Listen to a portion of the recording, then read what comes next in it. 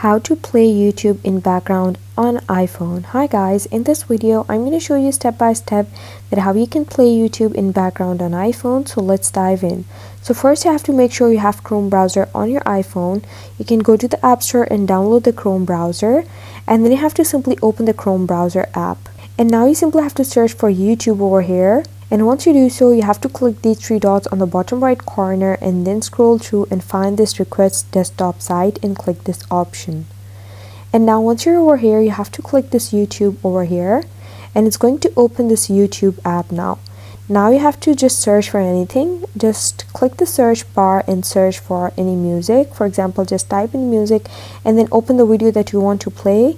I'm going to open this video for the tutorial. And now once you play the video, you have to simply click this picture in picture option over here. Just click on the screen anywhere, and then it's going to pop up with these options, and you have to click this option over here.